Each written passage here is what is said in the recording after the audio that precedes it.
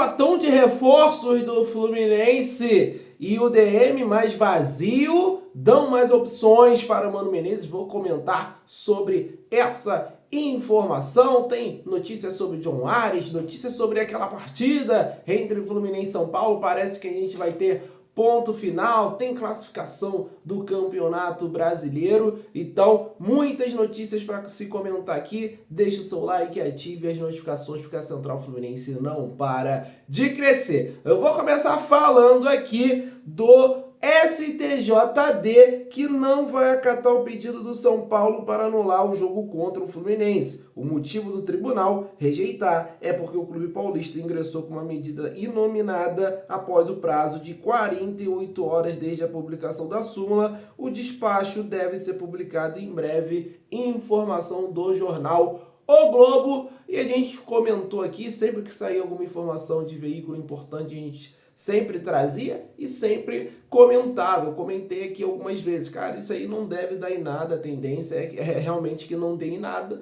porque o São Paulo não cumpriu um requisito mínimo aí quando você quer que uma partida seja impugnada. Então, conforme falamos, o STJD não vai aceitar esse pedido do São Paulo, então o Fluminense vai continuar com os 3 pontos. Notícia que dá alívio ao torcedor tricolor. Claro que estava preocupado com essa situação. O Fluminense está brigando contra a zona do rebaixamento. Outra informação importante que eu quero falar aqui é do John Ares, tá bom? Porque ele vai retornar aos treinos do Fluminense nessa sexta. Ele estava com a seleção colombiana, ganhou um dia de folga para ficar com a sua filha recém-nascida, e a promessa, né, pelo menos as notícias que saem, é que o Ares nessa volta vai tentar aparar essas arestas com o Fluminense, né, a situação do Galatasaray, o Ares, o empresário, colocou a boca no trombone, estremeceu um pouco a relação entre clube, jogador e staff, e a tendência é que nesse retorno amanhã, né, nessa sexta-feira, é que Fluminense e John Ares consigam chegar num denominador comum e acalmar os ânimos, colocar panos quentes nessa situação que dividiu boa parte da torcida aí. A torcida não gostou muito do empresário falando, não, essa questão do Ares querer sair, galera mandando o Ares dormir que amanhã é outro dia. Então foi uma situação bem delicada, bem chata, né, nessa relação entre o John Ares e a torcida. Eu acredito que para a maioria não mudou muita coisa. O Ares continua sendo ídolo, continua sendo importante, o melhor jogador do time, mas sempre tem um ou outro, né, que guarda rancor, guarda raiva e passa a não gostar mais do jogador. Antes de continuar com as informações do Fluminense, eu tenho uma notícia importante para você que está acompanhando esse vídeo. Você sabia que 79 veículos são roubados por dia no Rio de Janeiro? Cara, não dá para ficar contando com essa sorte não, torcedor tricolor. E é claro, a Central vai te indicar quem entende do assunto. Eu tô falando da Uni Proteção Veicular. No Clube Uni tem preços que cabem no seu bolso, torcedor tricolor. Aponta o seu celular nesse QR Code e pergunte aí os preços, porque você vai ficar na boa com a Central Fluminense e com a Uni, bem protegido para que, caso aconteça algo, você tenha a melhor assistência do estado. Tem informações aí na descrição, no comentário fixado. E claro, entre em contato com eles falando o que você viu na Central Fluminense, Central e Uni, juntos pelo crescimento. Vou continuar com as informações do Fluminense por aqui, porque o Fluminense está em busca do bicampeonato, vai encarar o Atlético Mineiro e deve contar com grande presença do torcedor do Fluminense. O Fluminense anunciou mais uma parcial e são mais de 43 mil tricolores já garantidos para o espetáculo no Rio de Janeiro, com grande apoio. Essa equipe do Mano Menezes buscará fazer o melhor resultado possível. Então, na minha opinião, tá? Eu acho que é pouco ainda. Quartas de final de Libertadores, gente. Estão esperando o quê? Já é pra estar esgotado tudo. Não dá para só ter 45, 50, tem que ter mais de 60 mil pessoas no Maracanã para esse confronto contra o Atlético Mineiro, claro. Setor sul, esgotado, leste, só tá faltando o setor norte. Então a galera não desanima porque é o setor norte, não.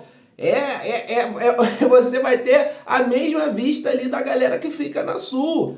O som da torcida chega lá no setor norte, então não deixa de comparecer, empurrar, apoiar. A atmosfera vai estar legal, mas vai ser uma experiência incrível. Isso eu tenho certeza, torcedor tricolor. Então não deixa de apoiar o Fluminense, não. Cabe muito mais, cabe mais torcedores aí. Então compre seu ingresso, torcedor tricolor, para apoiar o Fluminense nas quartas de final da Copa Libertadores.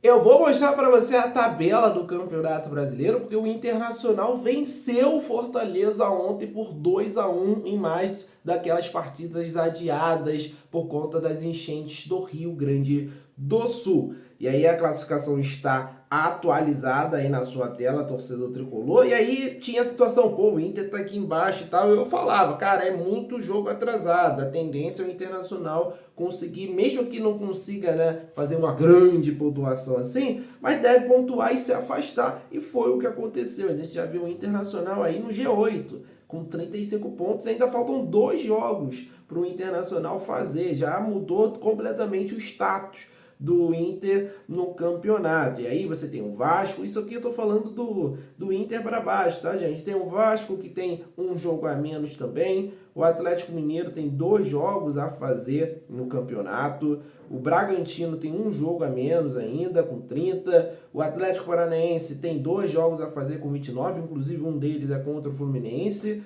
Juventude também, aí com 29, Juventude já fez todos os jogos. É um bom sinal aí para o Fluminense.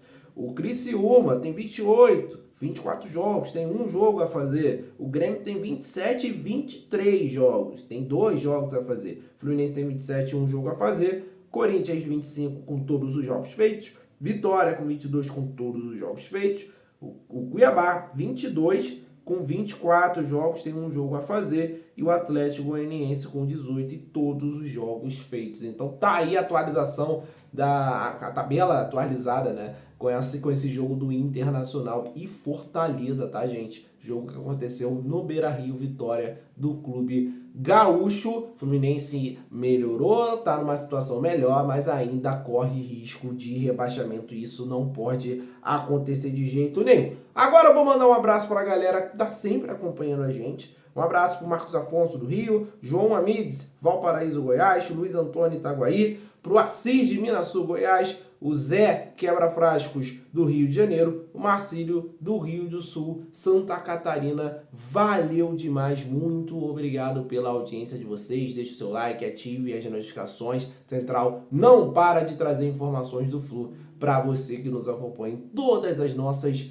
redes sociais.